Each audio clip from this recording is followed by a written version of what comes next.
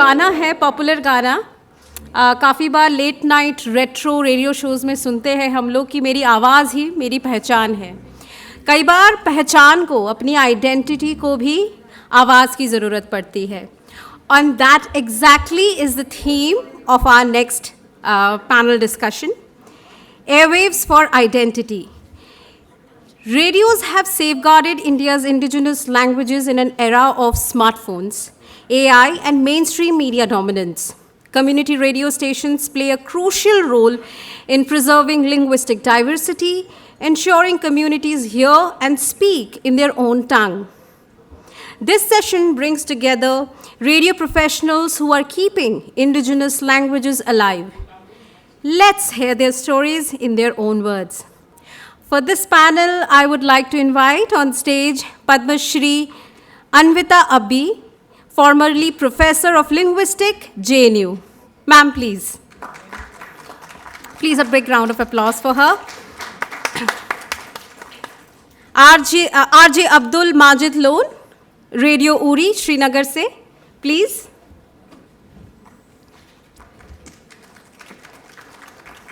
RJ Kavneet Sandhu, Fever FM.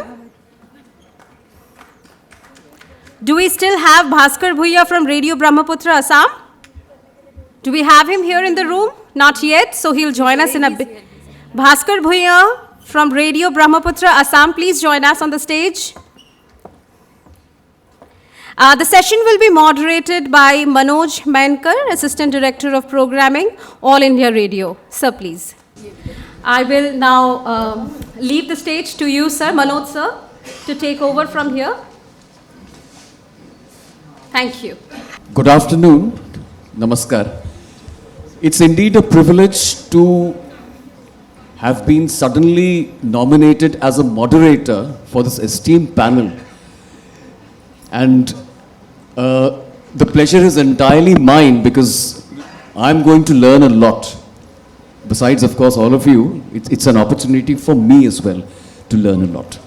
First of all, let me welcome you to the fascinating world of languages and sounds. And when it comes to indigenous languages, it makes it all the more beautiful because this is a word, this is a term that's connected with either individual identity or even collective identity. I represent an organization, Akashvani, whose more than 230 stations actively broadcast programs in not just 23 languages, mind you, across the land, across India. We broadcast in 181 dialects as well. So you can imagine the kind of work that's done. Having said that, I've also worked closely with community radio stations since they are connected with our own ministry.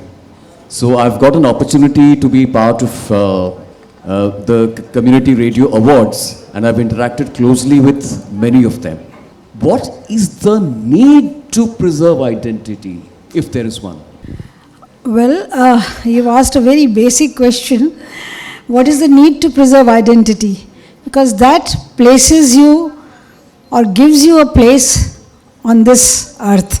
It gives you a kind of a corner or maybe a center stage where you begin your life, you continue your life, and you try to perceive the world the way you want.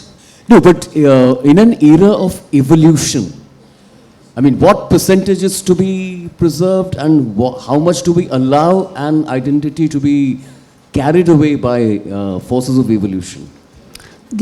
When you talk about identity, I would like you to explain a little more expletive. What do you mean by the human identity, the identity with the language or the culture? What kind of identity you have in mind? Linguistic. Linguistic. Okay. Well, the linguistic identity is an identity which gives you to begin with, it gives you a solace in your loneliness. And I have worked on endangered languages all my life, the languages which are on the margin and the languages which are on the brink of extinction. And I realize there are always speakers in the community who want to maintain their languages because, not only because it gives them one particular identity of a kind, which is a social identity, linked to the linguistic identity, but also it gives them a solace in their loneliness. I remember Boa Senior from Great Andaman, Great Andamanese language. She used to talk to herself, she used to sing to herself, because there is no one in the entire community who could understand her. And one fine morning I caught her talking to birds. And I said, "Why are you talking to birds?" And she says, "These are the only creatures who understand me because they know my language."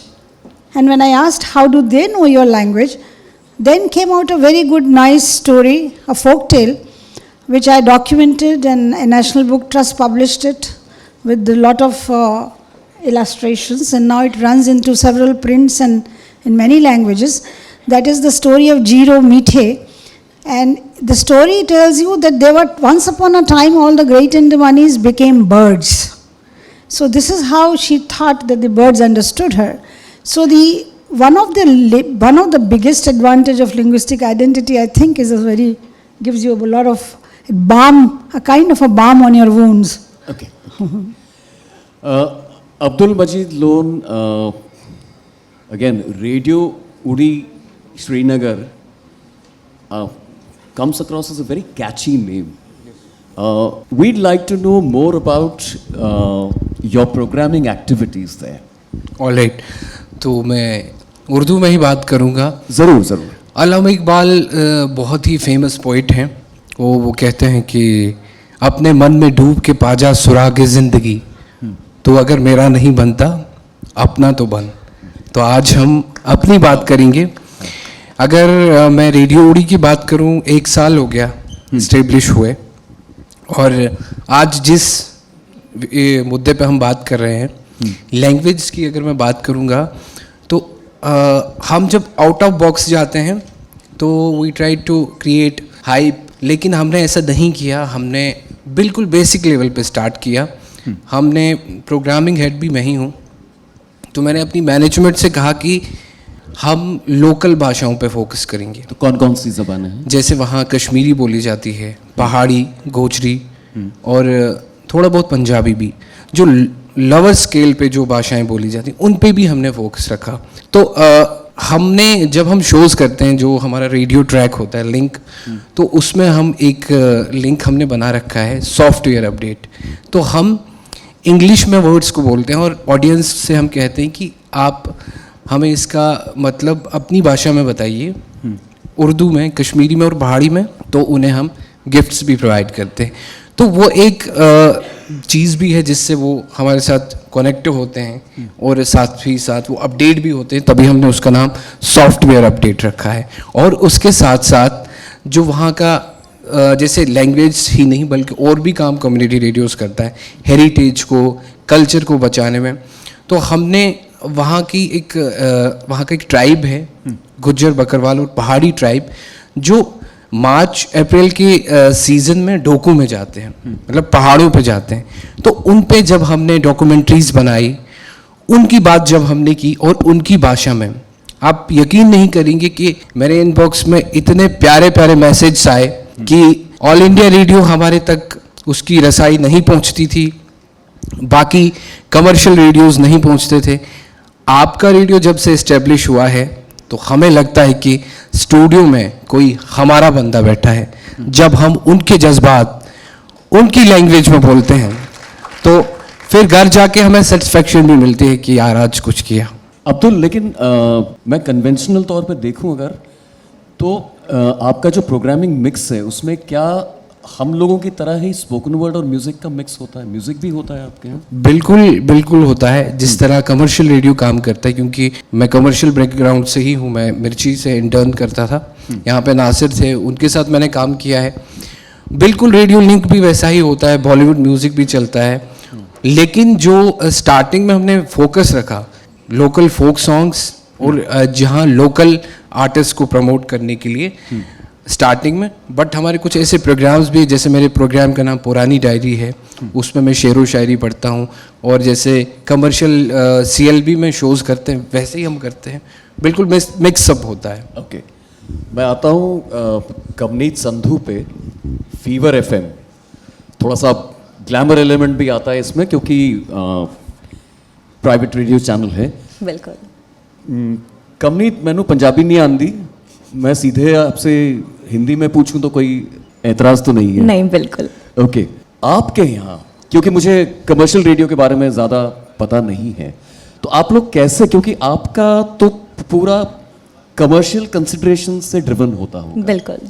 तो किस तरह से programming design की जाती है आपके यहाँ पे, हमारे टॉपिक को मद्देनज़र रखते हुए? ओके, सो सब तो पहला सत श्री अकाल, नमस्ते, आदाब जी साਰਿਆਂ ਨੂੰ। मैं आज Kavneet Sandhu from Punjabi fever 107.2 FM। ਇਹ ਦਿੱਲੀ ਦਾ ਇਕਲੌਤਾ ਪੰਜਾਬੀ ਰੇਡੀਓ ਸਟੇਸ਼ਨ ਹੈ ਜਿੱਥੇ ਅਸੀਂ ਕਹਿੰਦੇ ਹਾਂ ਬਾਈ ਜੀ ਗਾਣੇ ਵੱਜਣ ਦਿਓ। ਐਂਡ ਇਕਲੌਤਾ ਪੰਜਾਬੀ ਰੇਡੀਓ ਸਟੇਸ਼ਨ का मतलब ही यही था कि ਪੰਜਾਬੀ 'ਚ ਗੱਲ ਕਰਨਾ, ਮੈਂ ਪੰਜਾਬੀ ਆਂਦੀ ਹੈ ਸਾਰਿਆਂ ਨੂੰ, समझ आती है? ओके, पंजाबी ते एक सोना जिहा ना शेर है, मैं उहदे तो शुरू करूँगी। देबी मखसूसपुरी जी बहुत पुराने पोएट ने, और मैं कहनी हाँ कि शायद जो अजकल की जनरेशन है, जेनजीज है, उन्होंने नहीं पता उन्होंने बारे। तो उन्होंने एक बहुत सोहनी पोइट्री है कि प्यारी माँ बोली जुबान दा मसला, समझो ता इज्जत आण दा मसला, सौ खा के अपनी कहो गल दिल दी, कित्थे माँ बोली जी मिठास है मिलती, बैठे हो कातों पंजाबी नू छड्डी, अपनी माँ नू जी असी माँ नहीं कहंदे, दसो फिर यारो होर किसे दी की लगी। ते यही एक आइडिया सी। पहले ये जो रेडियो चैनल था वो फीवर नशा था, यहाँ पर अभी भी नशा लगा हुआ है, बट क्योंकि पुराने हिंदी सॉन्ग्स जेनजीज यहाँ पर बहुत कम लोग सुनते हैं, राइट, तो फिर इन्होंने ट्रांसफॉर्म करने के लिए सोचा कि हम इसको पंजाबी रेडियो चैनल कर देते। तो अब ये पंजाबी फीवर 107.2 FM है। तो starting with Punjabi language, Gurbani से ही शुरू हुई थी। तो हमारा भी जो रेडियो चैनल है वो सुबह 5 बजे शुरू होता है विद गुरबाणी, शब्द गुरबानी चलते हैं 5 to 7, एंड फिर शोज़ शुरू होते हैं with time. And but starting में क्या होता था, जब नया नया रेडियो चैनल था तब इतनी एड्स नहीं थी, इतना सब कुछ नहीं था।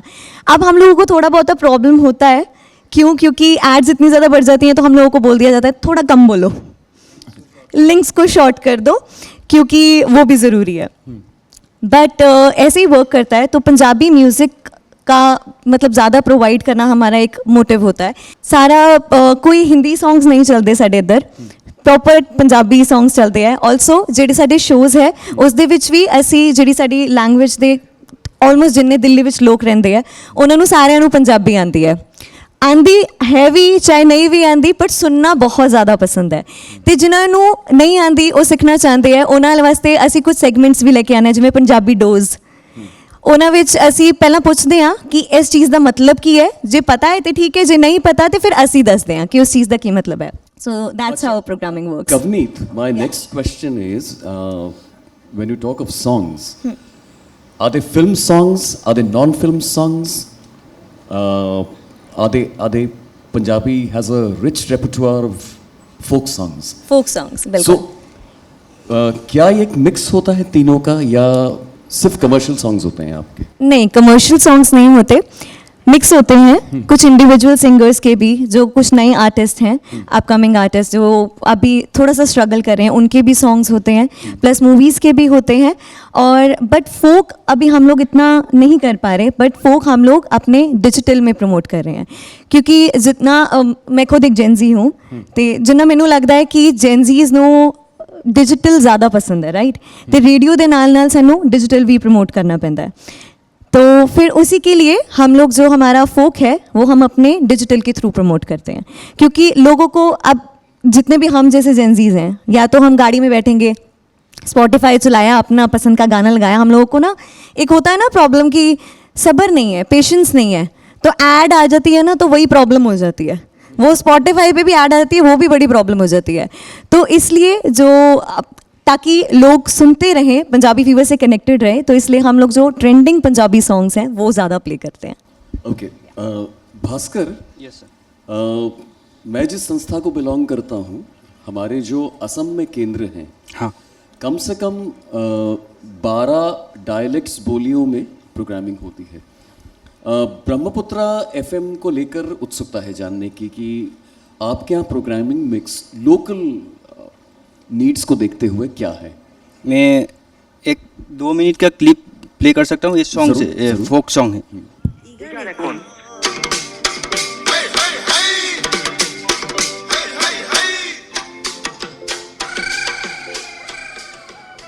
মুগচাৰ্য কিনাতে হয় না আগজনী লোকিনাটোৰে ৰেডিঅ' ব্ৰহ্মপুত্ৰ 90.4 FM কিনাতবে কিনানেমে আর কি গাবাছা তুমি আর কি আলোয় রেডিও হইবা জুনটি লোনামাইলা হারি চারিয়া জীবসাই রেডিও অনুষ্ঠান ইকারে কোন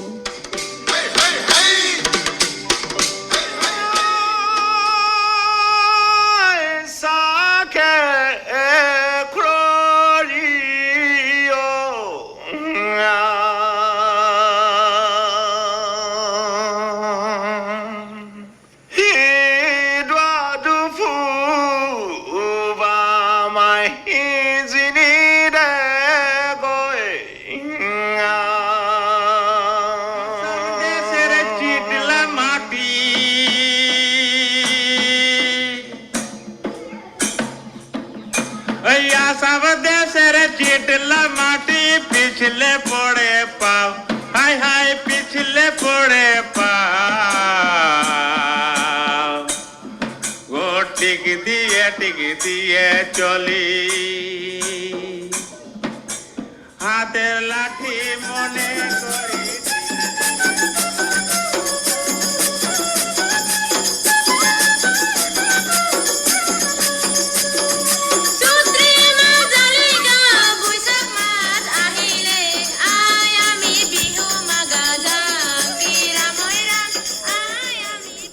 ये 3 ट्राइबल सॉन्ग्स को मैंने एक साथ किया, कल रात किया. पहला जो है ये देवरी कम्युनिटी का, जो देवरी ट्राइब है उसका है.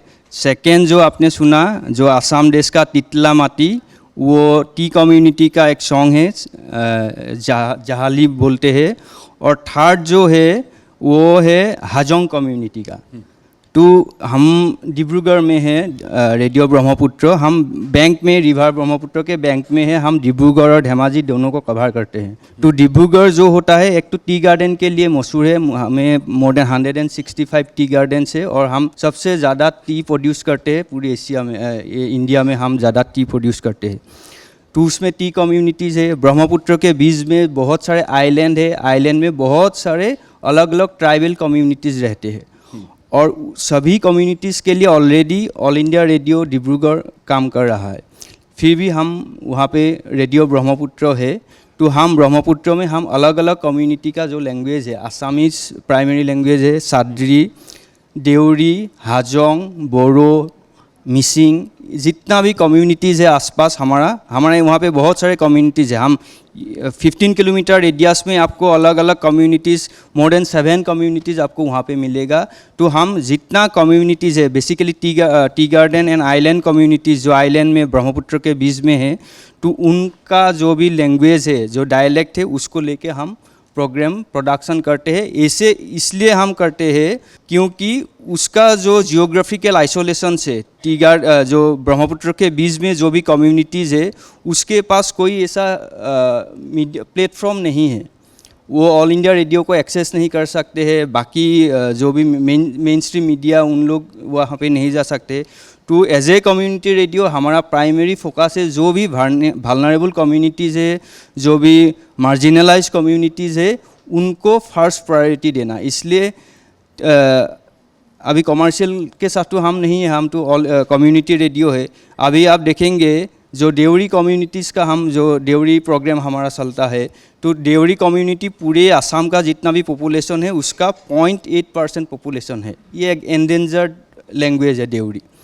और उनको भी ऑल इंडिया रेडियो या बाकी कोई भी प्लेटफॉर्म में उसका ये नहीं है, उसका कोई रिप्रेजेंटेशन नहीं है, उसका कोई ये नहीं है. लेकिन उसका कल्चर बहुत ज़्यादा रिच है. अभी आपने जो पहले वाला जो ये सुना वो देवरी कम्युनिटी का है. ये बहुत पुराना कम्युनिटी है, लेकिन उसको प्रिजर्वेशन के लिए कहाँ पे गया.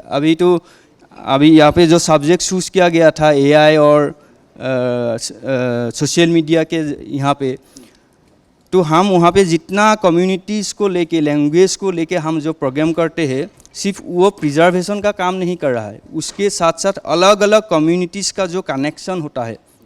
अभी हम जब से रेडियो ब्रह्मपुत्र शुरू किया, अभी 2015 से प्रैक्टिकली हमने शुरू किया, अभी हम देखते हैं जो भी पहले जो आइलैंड में जो कम्युनिटीज़ रहता है उसको मेनलैंड में क्या होता है, डिब्रूगढ़ क्या होता है उसको मालूम नहीं पड़ता है, टी गार्डन क्या होता है मालूम नहीं, टी गार्डन के लोगों को आइलैंड क्या होता है मालूम नहीं पड़ता था। अभी as a community media radio हम वहाँ पे सभी लैंग्वेज में जब से रेडियो प्रोग्राम प्रोडक्शन करने के लिए ब्रॉडकास्ट शुरू किया, तब से हमने देखा है कि टी गार्डन का लोग अभी आइलैंड में जाते हैं, आइलैंड का लोग अभी टी गार्डन में शादी करने के लिए, माने शादी वगैरह बर्थडे वगैरह ये सब में आते हैं। तो वो कम्युनिटी का जो कनेक्शंस बन रहा है, प्रिजर्वेशन के साथ साथ कम्युनिटी के बीच में जो भी कनेक्शंस बन रहा है, आजकल जो भी कॉन्फ्लिक्ट है नॉर्थ ईस्ट में, तो कम्युनिटीज़ का बहुत कॉन्फ्लिक्ट है, अभी मणिपुर वगैरह में हम तो देख रहे हैं। तो कम्युनिटी रेडियो हम विश्वास के साथ काम बोल सकते हैं कि हमारे एरिया में यदि कभी इन फ्यूचर कुछ भी कॉन्फ्लिक्ट होगा तो टी कम्युनिटी, हजोंग कम्युनिटी और ये कम्युनिटी के बीच में कॉन्फ्लिक्ट नहीं होगा, क्योंकि ऑलरेडी हमने वो कनेक्शन बना के रखा है और वो एआई या सोशल मीडिया नहीं कर सकते, वो कम्युनिटी रेडियो ही कर सकते। Thank you.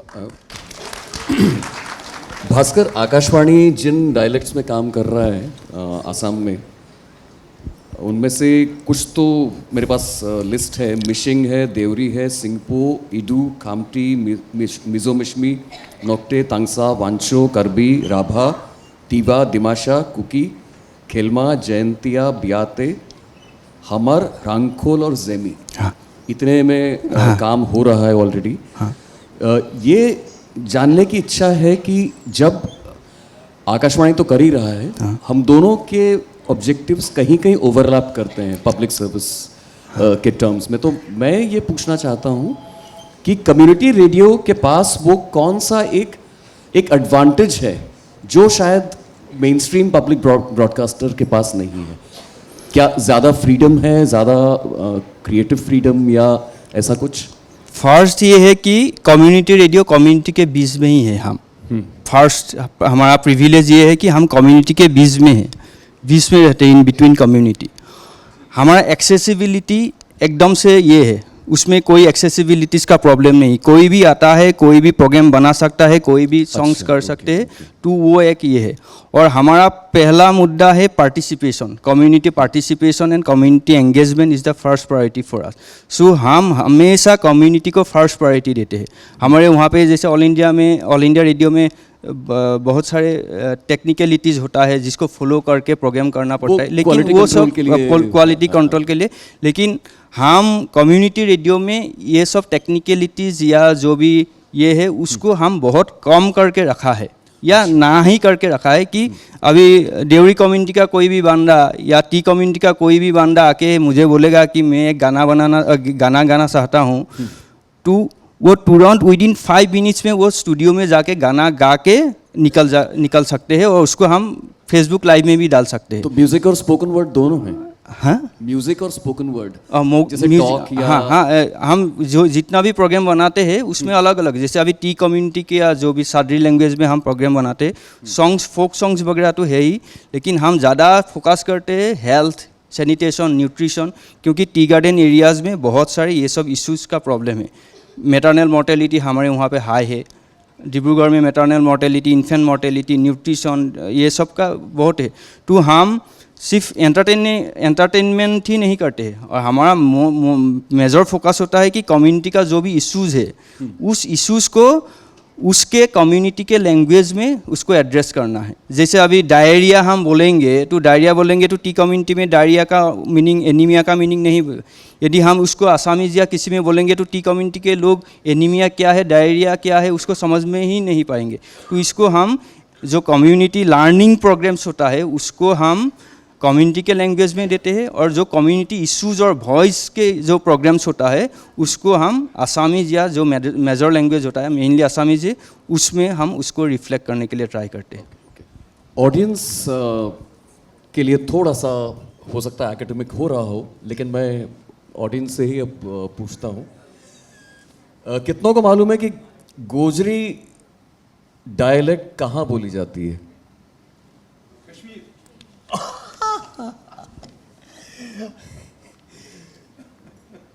शुक्ला जी का स्वागत है। अच्छा, एक आसान सवाल, कच्छी कहाँ बोली जाती है? कच्छ कौन से राज्य में? अच्छा, हल्बी कहाँ बोली जाती है? ओके। कुड़ुख? अच्छा, ओके ओके ओके। कोडावा? कौन सा हिस्सा कर्नाटका? यस। गोंडी? छत्तीसगढ़ के अलावा मध्य प्रदेश, महाराष्ट्र और कुछ कुछ Telangana. Tulu? Okay okay okay. हाँ, ये टफ हो सकता है। सौराष्ट्रम? Yes yes. किसने बोला? Yes, absolutely. लेकिन हाँ, तमिलनाडु, गुजरात से इसका एंशिएंट संबंध रहा है, इतना है। ये वाला थोड़ा सा टफ हो सकता है। जैसेरी?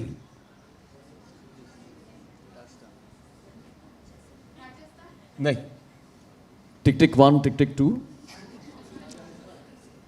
एक हिंट देता हूं, अभी 2 साल पहले पहली बार राष्ट्रीय फिल्म पुरस्कारों में इस डायलेक्ट की फिल्म को चुना गया था। लक्षद्वीप। साथ साथ मैं अपना एक एक्सपीरियंस भी शेयर करता हूं। अभी हाल ही में कोहिमा गया था मैं, तो इत्तेफाक से हॉर्नबिल फेस्टिवल भी चल रहा था वहाँ पे। तो मैं हमेशा सोचता था कि नागामीज भाषा है वहाँ की। जब वहाँ गया तो पता लगे कि वहाँ पर तो बहुत सारी अपनी डायलेक्ट्स हैं। नागामीज को बनाया गया था उनके आपस में उनको जोड़ने के लिए। तो मेरे लिए बड़ा एक लर्निंग एक्सपीरियंस था। प्रोफेसर, अब भी आप अंडमान निकोबार में रही हैं और ऐसी कम्युनिटीज़ के साथ आपने काम किया होगा, ऐसी भाषा, ऐसी बोलियों के साथ जिनकी संभवतः कोई स्क्रिप्ट, कोई लिपि नहीं होगी ना? तो क्या चुनौतियाँ क्या आती हैं ऐसे में? देखिए, भाषा वैज्ञानिकों के लिए लिपि से हमें कोई सुविधा नहीं होती, बल्कि हमें अड़चन लगती है। अच्छा। हम तो वाचिक जो बोली जाती है उसी पर ही निर्भर करते हैं। वही हमारे लिए सत्यम है, वही शिवम है, वही सुंदरम है।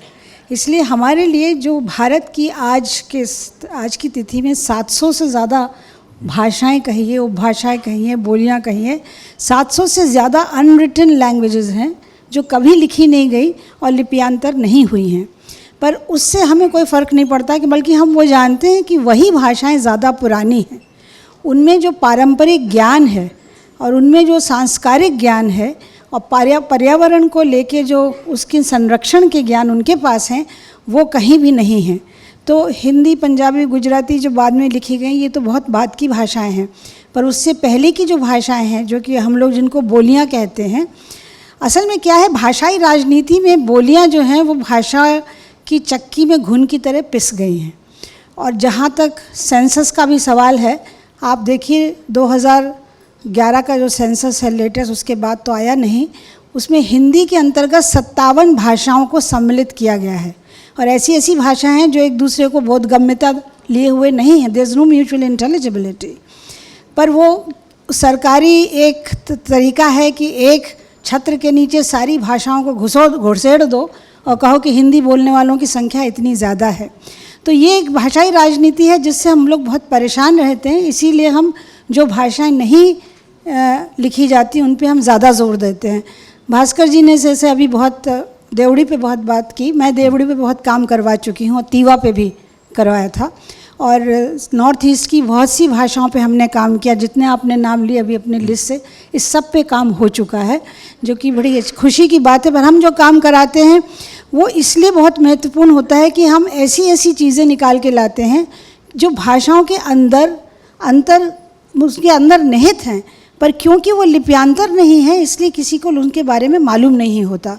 जहाँ तक मेरा अपना अनुभव अंडमानियों के साथ, जारवा, ओंगे, ग्रेट अंडमानी, और बाद में अभी हाल ही में मैं निकोबारीज आदिवासियों के साथ भी रही हूँ, इन सब की भाषाओं से जो मेरा ज्ञानवर्धन हुआ है वो मेरा ज़िंदगी में किसी भी किताबी दुनिया से पीएचडी कर ली, इतनी पीएचडी सुपरवाइज़ कर दी, जेएनयू में मैंने करीब 40 साल पढ़ाया, पर मुझे इतना ज्ञान कभी नहीं हुआ। जैसे कि जो भाषाओं, इन ये जो आदिवासी भाषाओं की जो व्याकरण होता है, इस महज एक नियमानुसार गठबंधित एक सिर्फ किताब नहीं होती।